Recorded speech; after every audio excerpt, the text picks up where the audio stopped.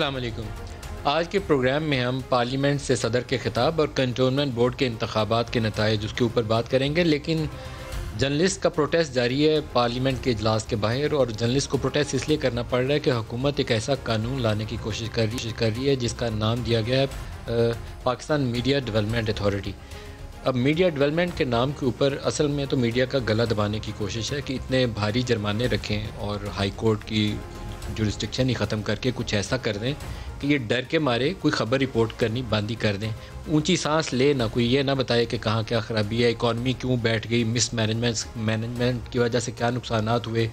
जब गंदम की मुल्क के अंदर आटे की कीमतें चढ़ रही थी उसको फीड स्टॉक को बेच दिया, जब चीनी की कीमतें चढ़ रही थी तो एक्सपोर्ट की इजाज़त दे दी, जब अद्वियात के मसाइल चल रहे थे तो कीमतें आप 3 दफ़ा पहले ही बढ़ा चुके हैं। या आपका डॉलर जो है कभी 170 का हो जाता है, कभी 152 का हो जाता है, आपको पता नहीं है कि आपकी एक्सचेंज रेट पॉलिसी क्या होनी है। अद्वियात आपकी इंडिया के साथ तिजारत बंद है, और लेकिन वहाँ से आप वो अद्वियात जो ममनुआ आइटम्स हैं वो मंगवा लेते हैं, फिर आपको वज़ीर निकालना पड़ जाता है। एक वज़ीर को इसलिए निकालना पड़ता है कि कीमतों में इजाफे के ऊपर करप्शन का एलिगेशन लग जाता है। LNG आप उस वक्त इंपोर्ट करते हैं जब दुनिया में महंगी तरीन बिक रही होती है, $25-26 की। जब आपको $8-9 की बिक रही थी तो उस वक्त आप अपोजिशन के ऊपर मुकदमात बनाने में मसरूफ़ थे। ये चीज़ें जब आप टीवी पे सुनना पसंद नहीं करते, अखबारात में देखना पसंद नहीं करते, तो आपके पास एक हल उसका है कि एक ऐसी तलवार लटकाई जाए मीडिया के सर के ऊपर कि इनमें से कोई रिपोर्ट ना करे। ये आम तौर पर जो डिक्टेटोरियल रिजीम्स हैं उसके अंदर इस तरह के कानून बनाए जाते हैं। कोई जमहूरी शख्स ऐसा कानून नहीं बनाता। जमहूरियत के अंदर जो शख्सी आज़ादी है और आवाम को हक है कि उस तक इतलात पहुँचे कि उसकी हुकूमत कैसे परफॉर्म कर रही है, अच्छा कर रही है उसकी इतला भी जाए, बुरा कर रही है तो उसकी इतला भी जाए। जो शख्स इसको दबाने की कोशिश करता है वो मुंतखब कहलाने के लायक नहीं है। वो मुसल्लत तो किया जा सकता है, मुंतखब नहीं हो सकता, क्योंकि मुंतखब होने के लिए तो उसे मेरे और आपके वोट्स दरकार हैं, और जिसने वोट्स लेने हो वो मेरा गला क्यों दबाएगा। वो गला सिर्फ वही शख्स दबा सकता है जो ख़ुद से उसके अंदर ये अपनी जीत की अहलियत ना हो, बल्कि उसको किसी ने वहाँ से इंस्टॉल किया हो। तो प्राइम मिनिस्टर इमरान खान के एज अपोजिशन लीडर जो बयानात थे उसके अंदर इसकी ट्रू रिफ्लेक्शन मिलती है। वो इस चीज़ को सपोर्ट करते थे कि मीडिया आज़ाद रहना चाहिए, क्योंकि नवाज़ शरीफ के दौरे हुकूमत में आम तौर पर IGI जब बनी ना, तो IGI के बाद एक आर्म ट्विस्टिंग वाला एक फेज़ था। उस वक्त ये चीज़ें पसंद नहीं की जाती थी, टीवी तो होता नहीं था, और जनरल ज़िया दौर में भी या उसके बाद में भी ऐसे मौके आते रहे कि वो बड़े मज़े के साथ आर्म ट्विस्ट करते थे और मीडिया वालों की गला दबा देते थे, लेकिन इतने बुरे हालात नहीं थे जो आजकल हो गए। तो ये IGI का ज़माने की कुछ यादें आजकल ताज़ा हो रही हैं। उस वक्त प्राइवेट चैनल्स नहीं थे, स्टेट रन टीवी था, तो जो कुछ स्टेट रन टीवी से चलवाना होता था आप चलवा लेते थे। अखबारात पे एडिटर्स के ऊपर बहुत दबाव होता था, और जो तगड़े एडिटर्स थे वो जमकर खड़े हो जाते थे, अपने रिपोर्टर्स के लिए पनाह का काम करते थे, तहफ़्फ़ुज़ का काम करते थे। अब वो सारा कुछ पहले ही डाइल्यूट हो चुका है, नीचे जा चुका है। वो एडिटर्स का इंस्टीट्यूशंस जो है वो ख़त्म हो चुका है। पैमरा जो है वो चैनल मालिकान को कंट्रोल करने की बहुत अच्छी पोजीशन में। वो रिपोर्टर्स या किसी टीवी एंकर से उसको परेशानी अब कम होती है, वो बराह रास्त मालिकान को अंदर भी कर सकते हैं, बाहर भी कर सकते हैं, उनको एड्स भी दे सकते हैं, उनके एड्स बंद भी कर सकते हैं। नवाज शरीफ दौर में भी होता रहा, और अब भी वो तरीकाकार वही रहा है। जब पैमरा के ज़रिए आप फ़ोन कॉल्स भी करवा लेते हैं, कहीं और से भी फ़ोन कॉल चली जाती हैं, या मालिक को चली जाती हैं, या जो आपका वो हेड कंपनी रन कर रहा हो उसको फ़ोन कॉल चली जाती है, और उसको लम्बे पड़ते हुए 2 मिनट लगते हैं। एक जर्नलिस्ट के अंदर तो सक्कत होती है, वो रजिस्ट करता है कि मेरी खबर है, मेरे पास क्रॉस चेक की हुई है, 2 वसाइल 2 ज़राए से मैंने इसको वेरीफाई किया, भाई सही खबर है मुझे देनी है। जर्नलिस्ट लड़ता है इस काम के लिए, ना मालिक इस काम के लिए लड़ता है, और ना जिसको कंपनी रन करनी है वो इस काम के लिए लड़ता है। उसके लिए सिर्फ फाइनेंशियल वसाइल ही सारा कुछ दरकार होते हैं। तो आज अपोजिशन पार्टीज़ जर्नलिस्ट के साथ खड़ी हुई। प्राइम मिनिस्टर को भी इसी तरफ रहना चाहिए, ये सही रास्ता है। दूसरा रास्ता, कल को वो जब इलेक्शंस के अंदर आएंगे तो कुछ ऐसा हो गया जिसमें उनको मीडिया की मदद दरकार हुई, तो ये इनका अपना पास किया हुआ कानून ही इनके लिए मुश्किल का बायस बनेगा। फवाद चौधरी जो इसको बहुत स्ट्रांगली सपोर्ट कर रहे हैं, आई विश कि उनको वो दिन देखना ना पड़े कि जब यहाँ मैं या मेरे साथियों में से कोई उन इश्यूज़ को रिपोर्ट ना कर सके। पाकिस्तान में यह होनी नहीं है। अभी हमने 3 साल PTI के दौरे हुकूमत में देखा है कि जिन जर्नलिस्टों को उठाया जाता था, प्राइम मिनिस्टर को पता नहीं था होता किस जर्नलिस्ट को उठाया गया। ये एक अनफॉर्चुनेट रियलिटी है इसी पाकिस्तान की, जहाँ मैं बैठा हुआ प्रोग्राम कर रहा हूँ और आपको इश्यूज़ रिपोर्ट कर रहा हूँ। इसी मुल्क के मुंतखब वज़ीर-ए-आज़म को ये पता नहीं होता कि किसको उठा लिया गया। और मैंने जब उनका इंटरव्यू किया और मैंने एक का नाम लिया जर्नलिस्ट का कि उसको उठाया गया, तो उन्होंने कहा कि इसका मेरी हुकूमत को फ़ायदा हुआ या नुकसान हुआ। बात दुरुस्त कह रहे थे, क्योंकि मेरा नहीं ख्याल है कि उसके अंदर उनका कोई रोल होगा। तो उसमें आप ऐसे कानून की राह हमवार कर रहे हैं, ये दुरुस्त तरीक़ाकार नहीं हो सकता। ये काला कानून है, इसकी गुंजाइश नहीं है किसी भी दुनिया के जमहूरी मुआशरे के अंदर। और प्राइम मिनिस्टर की राय सुन लीजिए वो क्या दिया करते हैं। प्राइम मिनिस्टर की आरा आपने सुन ली। प्राइम मिनिस्टर अपनी इन आरा के ऊपर दोबारा गौर करें और ऐसे किसी भी एक्शन से गुरेज करें जो उनके लिए बैड नेम अर्न करे। अभी रिसेंटली एक रिपोर्ट जारी हुई थी दुनिया सारी में आज़ाद मीडिया के हवाले से, तो उसमें प्रीडेटर्स ऑफ फ्री मीडिया के ऊपर एक उन्होंने रेटिंग जारी की और प्राइम मिनिस्टर का नाम उसमें आया। ये कोई बहुत अच्छी चीज़ नहीं है कि आपका नाम प्रीडेटर्स ऑफ फ्री मीडिया की लिस्ट के अंदर बड़े नुमायां तौर पर शाया किया गया। आपका नाम तो आना चाहिए था कि ये आए, तो इन्होंने पाबंदियाँ हटा दी, आज़ादी दी मीडिया को रिपोर्ट करने के लिए। ये उसमें नाम नहीं था आना चाहिए, क्योंकि 2014 के धरने से लेकर आपकी हुकूमत बनने तक 2018 तक मीडिया ने कहाँ आपके लिए रुकावट पैदा की कि जिससे आपको शिकवा पैदा हो गया। तो अब आप हुकूमत में आए हैं तो आप कहें कि नहीं मैं तो सारे रास्ते बंद कर दूँ, ये काबिल कबूल नहीं होगा। हो सकता है आप कर लें, कामयाब हो जाएं इसमें, लेकिन सबसे पहली सज़ा इसकी आप ही की पार्टी के लोगों को मिलेगी। ये मैं अपने तजर्बे से बता रहा हूँ, जिसने कभी मीडिया के लिए या ऐसे कवानीन साजी करने की कोशिश की कि लोगों तक इतलात ना पहुँच सकें, मार्शल्लाई जो तसव्वुर है उसको पेश किया जाए कानून की शक्ल में, तो उसका सबसे ज़्यादा खमियाजा उसी हुकूमत को भुगतना पड़ता है। अगर कुछ और मिसाल ना पसंद हो तो जो सैफुर रहमान ने एहतसाब सेल के अंदर किया था, उसी सैफुर रहमान को आसिफ अली जरदारी, जिसको पाकिस्तान में आप और बहुत सारे लोग सबसे ज़्यादा करप्ट सियासतदान के तौर पर जानते हैं, उसी से माफ़ी भी मांगनी उसी सैफुर रहमान को पड़ी थी। तो कुछ ऐसा काम मत करिए जो आपके लिए कल मुश्किलात का सबब बने। जो आज के प्रोग्राम में हमारे साथ शुरका हैं, सेनेटर ओन अब्बास बपी हैं, पाकिस्तान तहरीक इंसाफ से, खुश आमदीद कहूँगा आपको प्रोग्राम में। मोहम्मद ज़ुबैर साहब हैं PMLN से, ज़ुबैर साहब आपको भी खुश आमदीद कहूँगा। ज़ुबैर साहब पहले तो मीडिया लॉज के ऊपर ही एक एक कमेंट ले लें, फिर वो कैंटोनमेंट बोर्ड और प्रेसिडेंट के खिताब की तरफ आते हैं। आपके ख्याल में क्या ऐसा हो गया 3 साल के अंदर कि हुकूमत ऐसा लॉ लाने की कोशिश कर रही है कि मीडिया पे कुछ रिपोर्ट ना हो सके? एक तो आपने अपने तज्ज़िये में एक बात की थी कि सिर्फ जो डिक्टेटोरियल एटीट्यूड जिनका होता है या अथॉरिटेरियन लीडर्स होते हैं वो इस किस्म के कानून नाफिज करते हैं।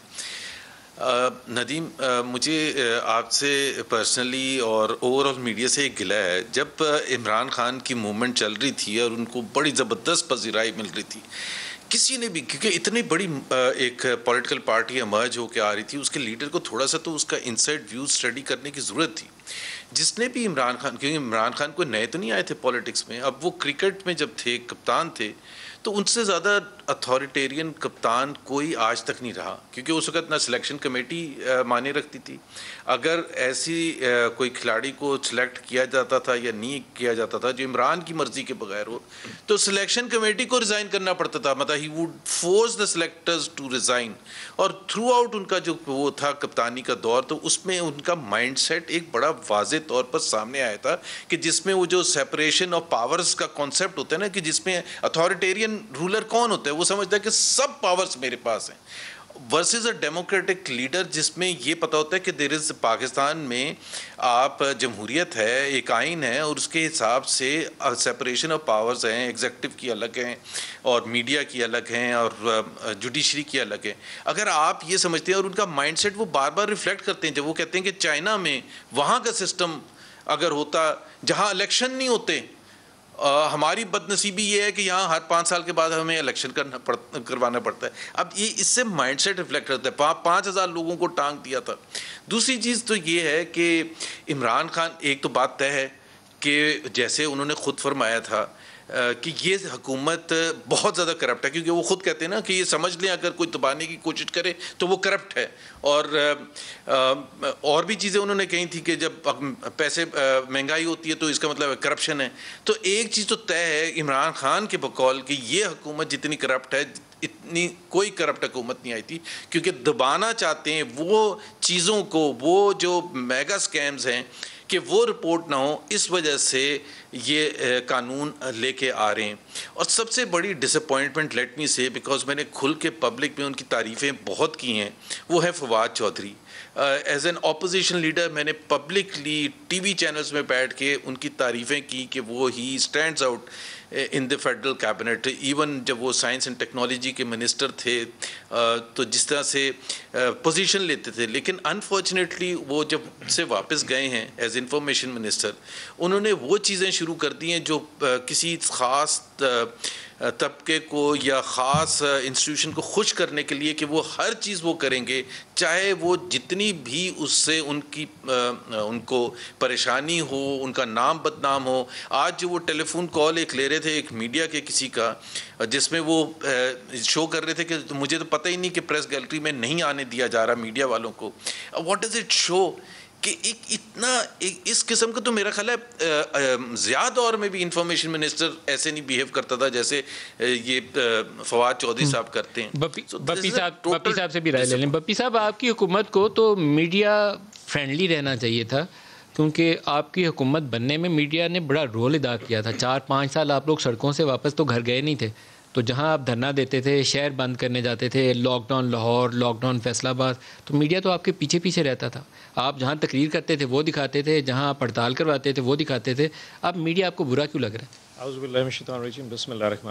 नहीं भाई, मैं आपकी इस बात से एग्री करता हूँ कि पीटीआई की गवर्नमेंट में एक मीडिया का बहुत बड़ा रोल रहा है, और आज हम जिस नहज पे बैठे हैं ये यकीनन इस मीडिया की सपोर्ट की वजह से। लेकिन कुछ चीज़ों का थोड़ा सा इदराक हमें भी करना पड़ेगा। पहले तो क्या ये हम एक्सेप्ट करते हैं कि इस वक्त मीडिया के लॉज को रिफॉर्म करने की ज़रूरत है या नहीं है? आखिरी दफ़ा जो मीडिया का कानून बनाया गया था, जो कि पैमरा का लॉ था, वो 2003 में मुशर्रफ दौर में बनाया गया था, और उसमें फिर 2 या 3 दफ़ा उसकी अमेंडमेंट की गई 2-2 साल के बाद। और आज के हालात ये हैं कि 2021 में जो डिजिटल मीडिया है वो प्रिंट और इलेक्ट्रॉनिक मीडिया को दोनों को सुपरसीड करके जा चुका है। यानी कि हम दिन में टीवी देखें ना देखें, हम 10 दफ़ा फेसबुक और यूट्यूब ज़रूर देख रहे हैं। जब इतना बड़ा डिजिटल मीडिया का रेवोल्यूशन पूरी दुनिया में आ चुका है, तो क्या आप नहीं समझते कि इस कन्वर्जेंस को कंट्रोल करने के लिए हमें मीडिया लॉज को प्रोमलगेट करना पड़ेगा, उनको अमेंड करना पड़ेगा हालात हाजरा के मुताबिक?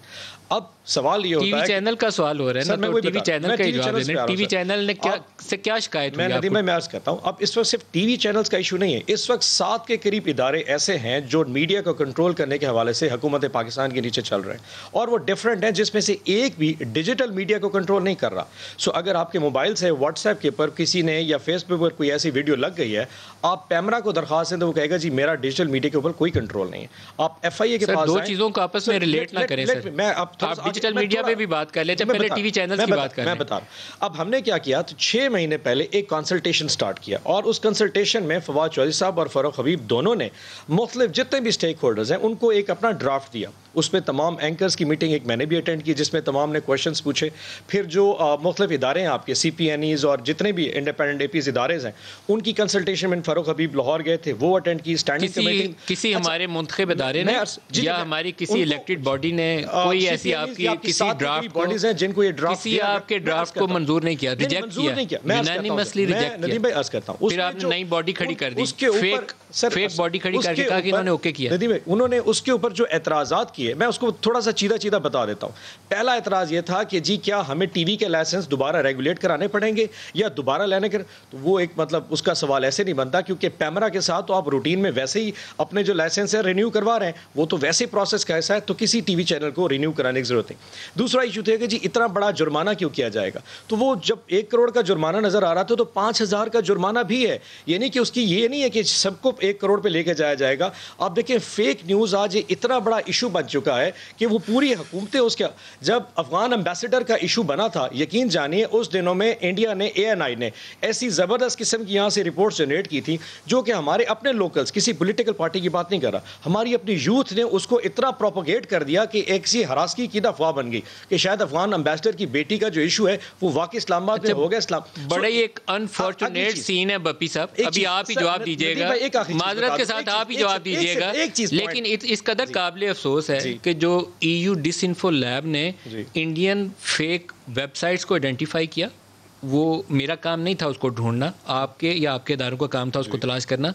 पाकिस्तानी चैनल्स वो फेक न्यूज़ प्रोपोगेट नहीं थे कर रहे। अभी भी दूसरी मिसाल आपने दी, तो ANI इंडिया वाले ने वहां से एक न्यूज़ चलाई जिससे आपके मुफादात हट हुए, तो आप जुर्माना पहले मेरे पे इंट्रोड्यूस करवा रहे हैं। देखिए उसको फिर प्रोपोगेट हो गया ना, this is unfortunate sir, system में कंट्रोल नहीं किया गया, उसको एक्सक्यूज की बुनियाद के ऊपर मेरा गला दबाने की कोशिश कर रहे हैं। मैं आपको नहीं कह रहा सर, एक खातून है हमारी PTI की, शायद उसका किसी ने नाम नहीं सुना, उसने आगे कह दिया कि तालिबान की गवर्नमेंट आएगी तो हम कश्मीर फतह कर लेंगे। अब उस इशू को पूरी दुनिया ने उठाया और हमारे पास कोई मेथड नहीं था उसको रोकने का। सो ये वो इशूज हैं जिसको गवर्नमेंट कहीं ना कहीं अपनी सिक्योरिटी के हवाले से, और तीसरा इशू रेवेन्यू कलेक्शन। हमारे पास यकीन जाने डिजिटल मीडिया का इतना बड़ा प्लेटफॉर्म है जिसमें से हमारी अर्निंग जीरो के करीब है। इस हवाले से हमने स्टेक होल्डर्स को ऑन बोर्ड किया, और आज भी मैं आपको ये बावर करा रहा हूँ कि इससे बड़ी कंसल्टेशन किसी भी रिफॉर्म के हवाले से कभी किसी पॉलिटिकल जमात या गवर्नमेंट ने नहीं की। क्या कंसल्टेशन है जो रिजेक्ट हो चुकी है unanimously by all stakeholders? देखें ना, हमने तो उसको लेके जाना था, और हमने ये भी कहा कि जिन इदारों को इस पे जिस क्लॉज पे रिजेक्शन है, जैसे कि हमने ईवीएम पे कहा था कि अगर इलेक्शन रिफॉर्म्स में आपको वोटिंग मशीन पे अगर है तो हम वोटिंग मशीन नहीं डेवलप भी कर सकते हैं। हमने ये भी कहा किसी पर्टिकुलर क्लॉज पे या मीडिया ट्रिब्यूनल पे या मीडिया कंप्लायंस जो हमारे ब्यूरो है उस पे आपको रिपोर्ट है, आप टिपिकली उस पे बात करें, हम उसकी अमेंडमेंट कर सकते हैं। सारी चीजें आपस में एक दूसरे से जोड़े मत, देखिए आपस में जोड़े मत। टीवी चैनल्स का सवाल है इस वक्त या अखबारात का सवाल है, तो जुबैर साहब टीवी चैनल्स या अखबारात को EU डिसइंफो लैब ने ये छापा था, EU डिसइंफो लैब, वो उसकी बुनियाद के ऊपर चैनल्स बंद कर दो पाकिस्तानी। कोई आपस में कुछ ताल्लुक आपको वास्ता नजर आता है? देखें जी, मेरा ख्याल है ये जो बात अभी कर रहे हैं जी, ये जो बात कर रहे हैं ना, ये जो PTI का जो असल मसला है ना, ये नेशनलिज्म के नाम पर फैसिज्म हमेशा होता ही ऐसे, नेशनलिज्म, और ये कह रहे हैं कि जी इतनी तहकीकात की जाए। तो फिर वो जब इमरान खान साहब खड़े होकर कंटेनर पर पहले कहते रहे इल्ज़ाम तराशी, ऐसा इल्ज़ाम धांधली के हवाले से 35 पंक्चर ले लें फॉर एग्जांपल, और बड़े आराम से 2 साल के बाद कन्वीनियंटली उन्होंने कह दिया, उन्होंने ये कहा कि जी 10 बिलियन रुपए शहबाज शरीफ ने इमरान खान को ऑफ़र किए थे, और उसके 50 नोटिस कोर्ट में की तरफ से गए क्योंकि शहबाज शरीफ साहब ने वो किया, उसका कोई जवाब नहीं दिया। देखें इसका तरीक़ेकार क्या होता है कि अगर आपने रोकना, UK में भी तो लोग फेक न्यूज़ देते हुए डरते हैं। क्यों डरते हैं? इसलिए डरते हैं कि वो जो तरीक़ेकार है ना, उसका जुडिशल प्रोसेस, वो अकाउंटेबिलिटी, वो इतनी क्विक और फास्ट है, वो लॉस को आपने ठीक करना है, बजाय कि आप ये कह रहे हैं कि जी आप एक खबर ही ना दें, और वो खबर ऐसी कि एक तो इनका सबसे बड़ा मसला पता क्या है, ये कहते हैं कि अगर कोई ऐसी खबर है ख़राब जिसको इंडिया भी उठाता है तो वो देना ही नहीं चाहिए। भाई ये तो बड़ी अजीब सी बात है। इमरान खान की हुकूमत अगर नकम्मी हो और हम कहें कि ये नकम्मे हैं तो इंडिया भी तो उठाएगा, बिल्कुल उठाएगा इंडिया। हमारे तमाम वो पड़ोसी मुल्क या दूसरे मुल्क उठाएंगे जो हमारे से इतनी, जिनकी दोस्ती नहीं है। तो इस वजह से मैं ना बोलूँ, इमरान खान की बुराई ना करूँ, या इलेक्ट्रॉनिक मीडिया पर लोग बैठ के या प्रिंट मीडिया पर लोग बैठ के हुकूमत की बुराई ना करें प्लीज़। आप नदीम आपने जिक्र किया ना धरने में 4 तकरीरें करते थे इमरान खान, और 90% उसमें से झूठ होता था। 90% आप चला लें आज बैठ के, तो वो सारी खबरें बड़े आराम से चलती थी, और आप खड़े होके बड़ा रिस्पॉन्ड करते थे मीडिया को। आपने तो इस हद तक किया था कि जिस तरह एक टेलीविज़न नेटवर्क जियो पर अगर कोई ख़राब खबर आपके लिए चल जाती थी तो आप पथराव करते थे धरने से उठने के बाद, और इमरान खान इनकरेज करते थे, मतलब पथराव करना अलाउड था। और यहाँ आप एक बात सुनने के लिए, आज अगर आप सिर्फ फवाद चौधरी का जिक्र कर लें कि is this the way to run the government, Imran Khan की आप बॉडी लैंग्वेज देख लें, परेशान हाल है। भाई अगर आपसे नहीं हुकूमत अच्छे तरीके से चलती तो आप छोड़ दें, आप अर्ली इलेक्शंस कॉल कर लें, but you can't force media to say what you want to say. और वो जो नदीम आपने एक कहा था, आप से मैं एक डिसएग्री करूंगा कि जब आपने सवाल पूछा था इमरान खान साहब से कि वो सहाफ़ी को कौन उठा के लेके गया था, तो इमरान खान साहब ने ये कहा कि उससे उनकी हुकूमत को क्या, sorry this is no answer, he is the prime minister, he is responsible, he is accountable, he should have said कि ये जो उठा के लेके गए थे मैं उनको सजा दिलवाऊंगा। जिम्मेदारी अपनी लेनी है, वो जिम्मेदारी किसी और के सर पे नहीं डाल सकते। एक ब्रेक ले लें, ब्रेक से वापसी पे बप्पी साहब से भी पूछते हैं, हमारे साथ रहिए।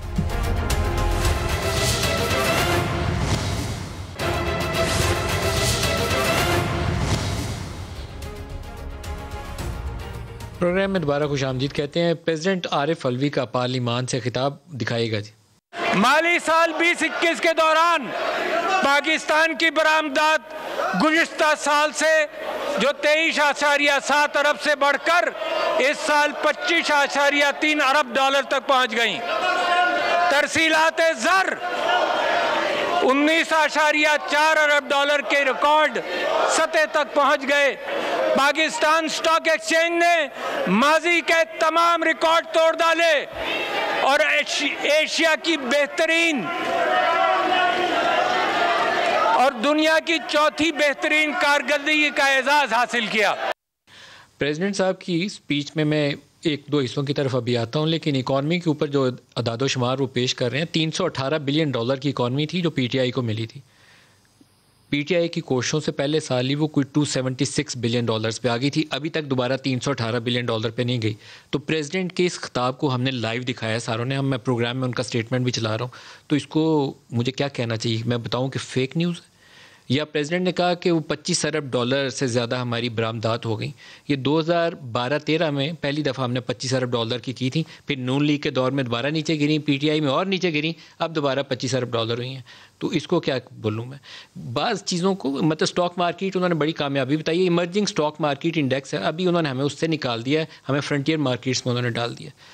तो इन चीज़ों को जैसे प्रेसिडेंट या प्राइम मिनिस्टर या अपोजिशन लीडर बोलेगा, मेरा काम है कि उसको रिपोर्ट करना, साथ में एनालिसिस के तौर पर आपको बताऊंगा कि ये रियलिटी है, वो मेरी ड्यूटी है, लेकिन उनकी स्टेटमेंट जो भी प्रेसिडेंट की आएगी वो भी तो दिखानी है।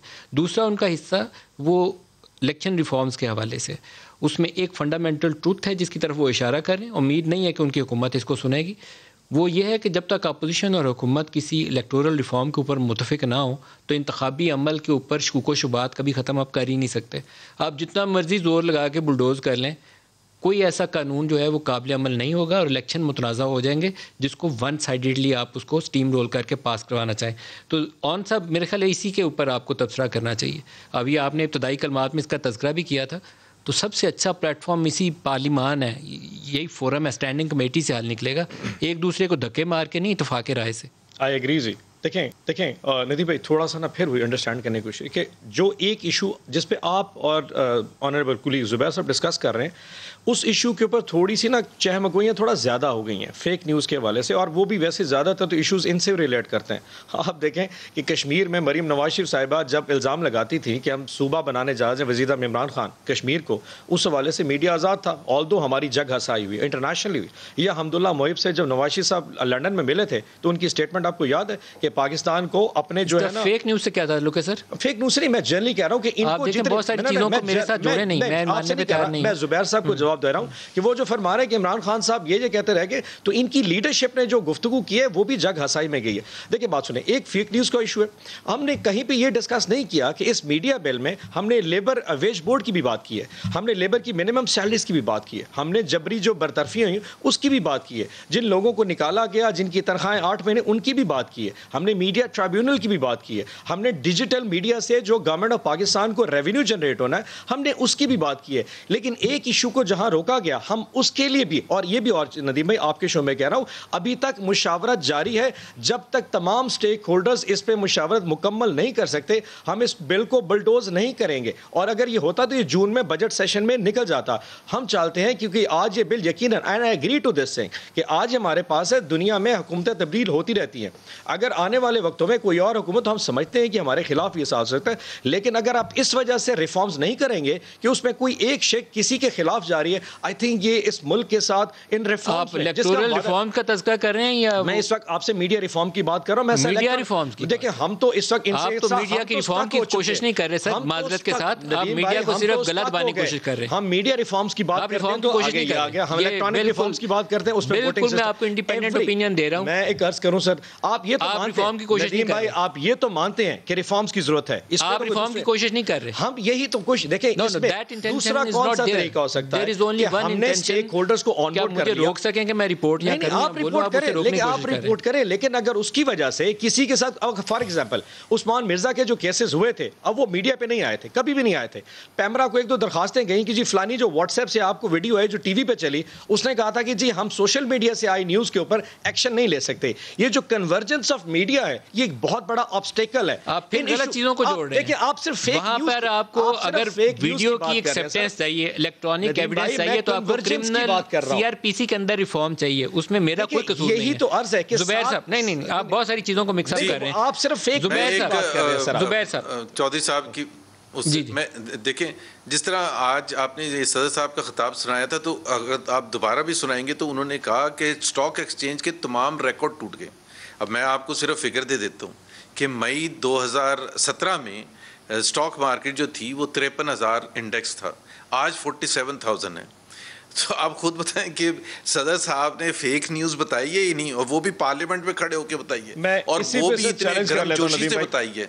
तो अब क्या करना चाहिए सदर साहब के साथ, आप बता देना आप क्या करना करेंगे? चाहिए? तमाम चीजें वो गलत बोल रहे थे। 47,000 है और पहली दफा क्रॉस किया सर। नहीं सर, और दूसरी बात ये होती है कि आप गलत बयान कर रहे हैं। 47 पहली दफा क्रॉस की है सर। मैं मैंने देखा है 40,000 का फिगर 47,000 पहली दफा क्रॉस किया सर। पीएमएलएन के दौर में प्लीज यार, आप मोहम्मद जुबैर सामने बैठा हुआ है, आप किसको सुना रहे हैं? आपने जुबैर साहब आपके दौर में इंडेक्स कितना टच किया था केएससी का? 53,000 मई 2017 में। अभी मैं चैलेंज करता हूं नदीम मलिक, आप निकलवा लें कोई भी रिकॉर्ड अगर 53,000 ना टच किया। मैंने अपनी I may be wrong but मैंने पहली दफा You are wrong यार, please let's not discuss something, let's not dispute something that is that you are not aware of। थोड़ा सा बोलोगे यार, clearly you are not into that sir यार, please देखें ना, सुनने वाले भी आपको फिर कहेंगे कि you are not into that, वरना जिसको थोड़ी सी भी जितना शदीद मुखालिफ भी होगा हमारी पार्टी का, वो इस चीज को नहीं चैलेंज करना, डिस्प्यूट में डालेगा। मैं तो सदर साहब की बात कर रहा हूं, आपने इलेक्टोरल रिफॉर्म्स का तज़किरा किया था, थोड़ा सा आगे इसको चलाएं, हम एक इशू पे फंस गए, तो सदर का खिताब थोड़ा सा डिस्कस कर लें। तो इलेक्ट्रॉनिक वोटिंग मशीन या इलेक्टोरल रिफॉर्म्स कंसेंसस के बगैर ये काम आगे नहीं चल सकता। कंसेंसस के लिए स्टैंडिंग कमेटीज में बैठ के आपस में एक्सचेंज ऑफ व्यूज आइडियाज होने चाहिए, क्यों नहीं आगे चल रहा? मेरे से पूछ रहे हैं? जुबैर साहब जी आपसे पूछ रहे हैं। जी देखिए ना, अगेन जैसे मीडिया ये बिल लेके आ रहे हैं, उसी तरह से इलेक्टोरल रिफॉर्म के हवाले से सबसे ज़्यादा इंपॉर्टेंट होता है जब ये कहते हैं ना कि हम सारे स्टेक होल्डर्स के साथ बैठने के लिए तैयार हैं, या कंसल्ट स्टेक होल्डर्स के साथ बैठने का मतलब ये नहीं होता कि उनको सिर्फ बताना और उनका पॉइंट ऑफ व्यू सुनने से इनकार कर देना। अगर इलेक्शन कमीशन ऑफ पाकिस्तान जो बॉडी है, इंडिपेंडेंट बॉडी है, जिसने इलेक्शन करवाने, जिसकी रिस्पॉन्सिबिलिटी है सबसे ज़्यादा, ये तो जा चुके होंगे, ये तो केयर टेकर एक कोई बैठी होगी जब इलेक्शन हो रहे होंगे। How can you bulldoze something और फिर उनको उस इदारे के बारे में, और मैं नदीम लेट मी से डेट, ये हमारे ऊपर इल्ज़ाम लगाते थे ना कि ये कौमी इदारों को बुरा भला कहते हैं। हमने कभी ऐसे नहीं कहा था कि एक इदारे पर, कौमी इदारे को आग लगा देनी चाहिए, वो जहन्नम में चला जाए, और कौमी इदारे को ये कहें कि जी उन्होंने पैसे पकड़े हुए। अगर ऐसे उसमें ये इलेक्टोरल रिफॉर्म्स करने की बात कर रहे हैं तो it's a non starter totally. और ये हुकूमत बिल्कुल बुलडोज करना चाहती है, इलेक्शन कमीशन को मुतनाज़ा बनाना चाहती है, ताकि ये ऐसा माहौल क्रिएट करें जिसमें इलेक्शन कमीशन के मेंबरान जो हैं वो छोड़ के भाग जाएं, जिसका फवाद चौधरी ने खुल के इज़हार भी किया कि जी चीफ इलेक्शन कमिश्नर को रिज़ाइन करके इलेक्शन में हिस्सा लेना चाहिए। मतलब इस किस्म का माहौल होगा तो कैसे सब बैठ सकते हैं? अब तो वो नॉन स्टार्टर है, अब वो हो ही नहीं सकता ना ऑपोजिशन। जब तक ये आज़म स्वाति और फवाद चौधरी के खिलाफ वज़ीर आज़म एक्शन नहीं लेंगे कि उनकी जो थिंकिंग है, इसका मतलब है इमरान खान की भी ये थिंकिंग है, इसका मतलब है पूरी हुकूमत की ये थिंकिंग है। और आप सोचें कि फवाद चौधरी साहब 10 घंटे गुजरने के बाद स्टैंडिंग कमेटी का इजलास हो, आप सियासी जमातें अपनी अपनी आरा आगे रखें ताकि अमल आगे चले। ऐसे तो टीवी चैनल्स के ऊपर तो एक दूसरे के ऊपर आप इस तरह वो फायर करते रहेंगे, चीज़ आगे नहीं चलेगी। तो वो स्टैंडिंग कमेटी का तो इजलास हो रहा था, उसमें अगर आप ऐसे इल्ज़ामात लगाएंगे और इस किस्म की तकरीरें करेंगे कि आप जहन्नम में जाएं, तो फिर स्टैंडिंग कमेटी का इजलास कैसे जारी रहेगा? मेरे ख्याल में स्पीकर को जॉइंट पार्लियामेंट्री कमेटी बनानी चाहिए, हल तो निकालना है। इस तरह आप लड़ते रहेंगे तो इंतखाबी अमल के ऊपर जो सवाल थे 13 या 18 के ऊपर, वो 2023 में भी दोबारा आएंगे। ब्रेक से वापसी के ऊपर दोबारा बात करते हैं जी, हमारे साथ रहिएगा।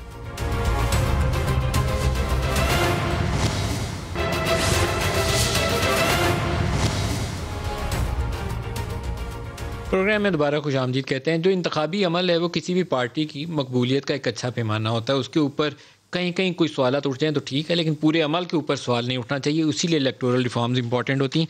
कैंटोनमेंट बोर्ड के इंतखाबात हुए हैं और कैंटोनमेंट बोर्ड के इंतखाबात में 64 जो नशिस्तें हैं वो हिस्से में आई हैं तहरीक इंसाफ के, और 59 आई हैं PMLN के। जो एक अनफॉर्चुनेट आउटकम है वो पीपल्स पार्टी के लिए, जिसके पास 17 नशिस्तें हैं। पंजाब की अगर मिक्स आप देखें तो पंजाब के अंदर PTI के हिस्से में 28 और PMLN के हिस्से में 51। तो कोई अच्छी खबर नहीं है पंजाब में PTI के लिए। और जो 3 साल से एक मुसलसल बार बार तनकीद होती थी कि बुज़दार साहब शायद वो लीडरशिप पंजाब में प्रोवाइड नहीं कर सके, उसकी एक झलक हमें इन नंबर्स में नज़र आती है। 28 PTI सिटिंग गवर्नमेंट है, कैंटोनमेंट्स के अंदर इंतखाबात हैं, और 51 PMLN, और पीपल्स पार्टी के हिस्से में एक नशिस्त भी नहीं आई। सिंध में चले जाएं तो 14 नशिस्तें पीटीआई के पास हैं और 14 ही नशिस्तें पीटीआई और पीपल्स पार्टी के पास हैं, दोनों के पास बराबर की हैं। एमक्यूएम 10 के साथ है। और केपी में आ जाएं तो पीटीआई बड़ी जमात है, वहाँ पर 18 नशिस्तें उनके पास हैं, पीएमएलएन के पास 5 है, आज़ाद 9 है और पीपल्स पार्टी के पास 3 है। बलूचिस्तान में पीटीआई के पास 3 है, पीएमएलएन के पास कोई भी नहीं है और आज़ाद वहाँ पर 4 है। अब इन चीज़ों का आप कंपोजिशन को सामने रखें तो क्लियरली जो आज़ाद का नंबर है वो बहुत बड़ा है, 52 है। तो सिटिंग गवर्नमेंट उनको इन्फ्लुएंस करा के आम इम्कान यही होगा कि बड़ी तादाद में उनके पास चले जाए, लेकिन जो ब्रॉडर पिक्चर है वो इवन मैच नज़र आता है बिटवीन पीटीआई और पीएमएलएन। आप क्या कहेंगे इसके ऊपर बप्पी साहब? इजाज़त निधि में पीछे प्रेसिडेंट के इजलास के वाले से एक आप करंट क्वेश्चन पे आ जाए, अगर आप पीछे पे चले जाते मेरा प्रोग्राम टूट जाता। नहीं, मैं सिर्फ एक कमेंट। आज एक बड़ा जमहूरियत में स्याह दिन था। आज प्रेसिडेंट के इजलास के दौरान जिस तरह मुस्लिम लीग नून के लोगों ने आज गालियां दी और जिस किस्म का रवैया आज बरकरार रखा, आपको जून का बजट का इजलास याद है कि जब एग्जैक्टली इसी अली गौर बलोच साहब ने उस वक्त गालियां दी थी प्राइम मिनिस्टर को, तो हम सारे उठ के आए थे। आज प्राइम मिनिस्टर साहब ने जो इंस्ट्रक्शन दी थी हमें, उन्होंने कहा था सबने खामोश रहना है, और जब वो गाली उनके मुंह पे दे रहे थे, यकीन जानिए मेरे जैसे जितने भी कारकुन जो वहां पे बैठे थे, जो अपने वालिद का दर्जा थे प्राइम मिनिस्टर को, जितने सब्र से हमने वो गालियां सुनी है, मेरे ख्याल में आज जुबैर साहब हमें फाशिस्ट नहीं कह सकते। ये वही जमात है जिस वजह से मॉडल टाउन में एहतजाज हुआ था तो 14 लोगों को इन्होंने शहीद किया था, गुल्लू भट्ट भी इन्हीं का था। आज हम सिर्फ मुस्कुराते रहे और इतनी गंदी गालियां इन्होंने आज इजलास में दी, सिर्फ एक पार्लिमानी दिन के दिन। मैं पहले सबसे पहले उसको कंडेम करूंगा। दूसरा सर मैं आ जाता हूं इलेक्ट्रॉनिक वोटिंग मशीन की, सिर्फ एक आखिरी बात कर दूं कि नून लीग कभी भी इस पर नहीं जाएगी। जिस पॉलिटिकल पार्टी का पाकिस्तान के हर हल्के में 10 से 15 हजार जाली वोट मौजूद है और डबल वोट कास्ट होता है उन अशखास का जो कि फौत हो चुके हैं उसी शनाख्ती कार्ड पे, वो इलेक्ट्रॉनिक वोटिंग मशीन पे कभी नहीं जाएगी। आखिर में सर आज जो आपने तीसरा सवाल जो मेन क्वेश्चन है उस पर आ जाऊं, मैं थोड़ा फिगर्स अगर आप नदीम भाई कंपैरिजन दे दूं। 2015 में पाकिस्तान तहरीक इंसाफ ने 42 सीटें कैंटोनमेंट बोर्ड की जीती थी। इस दफा हमारे पास 63 सीटें, हमने 21 सीटें ऊपर जीती हैं। 68 सीटें 2015 में नून लीग ने जीती थी, अब वो 59 पे है तो वो 9 माइनस में आ गए, और आजाद 57 थे जो कि अब 52 पे रह गए।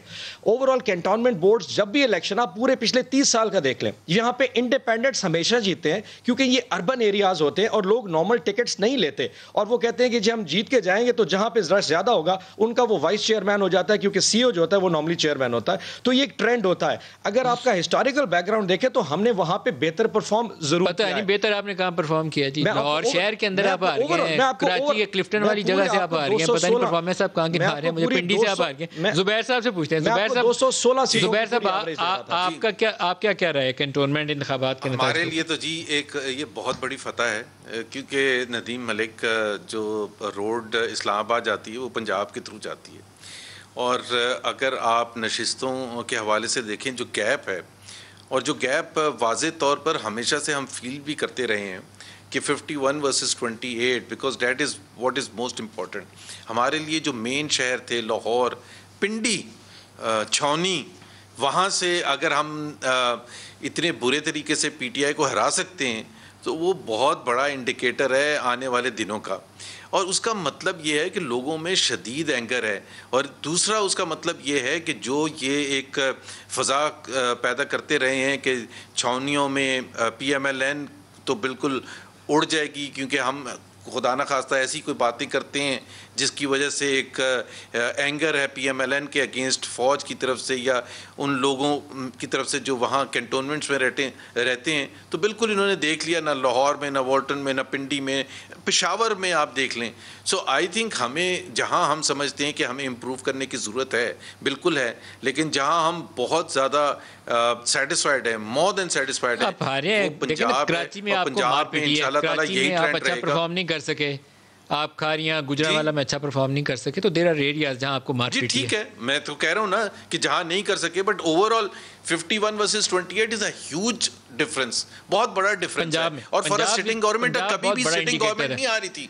By the way sitting government कभी भी इतनी ये नंबर्स का आइडिया है कि नहीं? जो पंजाब जीत के आता है वो मरकज में हुकूमत बनाता है, ये आपको पता नहीं आइडिया है कि नहीं? आई डू अंडरस्टैंड, लेकिन आप कैंटोनमेंट बोर्ड की बेस के ऊपर जनरल इलेक्शन का कंपैरिजन नहीं कर सकते। नो कंपैरिजन, लेकिन इट शोज अ ट्रेंड। नहीं, इट इज अ ट्रेंड। वो तो ट्रेंड फिर कश्मीर और गिलगित बल्तिस्तान और सियालकोट का भी हो सकता है। सो ट्रेंड्स हर जगह चेंज होते हैं। कैंटोनमेंट बोर्ड्स क्योंकि शहरी होता है, अर्बन एरियाज मिडिल क्लास होती है नॉर्मली, तो उनके वोटिंग ट्रेंड पॉलिटिकल पार्टी से सिटिंग गवर्नमेंट कभी हारी नहीं है सर। और क्योंकि नहीं सर, आप जो 2015 का भी दे रहे थे ना नंबर्स, उसमें पीएमएलएन की हुकूमत थी और वो जीती थी। आपके नंबर्स जुबैर भाई, आपके नंबर्स पिछले 3 टेन्योर से मुसलसल नीचे जा रहे हैं। 40 से लेते हैं आज आप 52 पे खड़े हैं। हम तो इंप्रूव कर रहे हैं, ओवरऑल इंप्रूव करके जा रहे हैं, लेकिन हमारे लिए किसी हाल से आप लोकल लगाया गया कंपैरिजन नहीं कर सकते। और मेरी बात करें, पंजाब में मेजॉरिटी सीटें इंडिपेंडेंट जीते, नून लीग नहीं जीते। जुबैर साहब आप नहीं जीते, इंडिपेंडेंट ज्यादा जीते हैं sir. Closing one liner Zubair साहब जी। जिस तरह से पंजाब के तमाम लीडर्स को, जिसमें मियां नवाज शरीफ, शहबाज शरीफ और मरियम नवाज, हमजा और राना सनाउल्लाह, साद रफ़ीक वगैरह को अंदर बंद किया हुआ था, दीवार के साथ लगाया हुआ था। हमारी पार्टी उस तरह से ऑपरेट ही नहीं कर सकती थी जिस तरह से एक नॉर्मल पॉलिटिकल प्रोसेस में ऑपरेट। उस सब को देखते हुए जिस तरह से परफॉर्मेंस हुई है, तो मेरा ख्याल है पीटीआई को थोड़ा सा अंदरूनी तौर पर फिक्रमंद होना चाहिए। एक लाइन में आप भी बपी साहब। वैसे अगर इनको पूरी आज़ादी दी जाती, इस वक्त भी चाचा भतीजी की आपस में नहीं बन पा रही। अगर पूरी आज़ादी होती, यकीन करें इन्होंने एक दूसरे के कपड़े फाड़ देने थे। शुक्र करें हमारी बंदिशों की वजह से एक दूसरे का लाल लिहाज ज़रूर बरकरार है इनका। नून लीग तो वैसे सेटर हो चुकी है, एक पॉलिटिकल पार्टी का जो वजूद होता है वो लूज कर चुकी है। आज भी देख ले इनका एहतजाज क्या था, अपना वो पीडीएम में और मीडिया को छोड़ के इलेक्ट्रॉनिक वोटिंग मशीन, ईसीपी के कंधों को इस्तेमाल करके जो अपोजिशन अपनी सियासत चमका रही है, उन पॉलिटिकल पार्टीज का, अपोजिशन की जमातों का क्या फ्यूचर हो सकता है। आज उनका अपना कोई एजेंडा नहीं था, एक साइड पे ईसीपी था और दूसरी साइड पे मीडिया था। साहब आप दोनों का बहुत शुक्रिया, नहीं इजाजत दीजिए, खुदा हाफिज।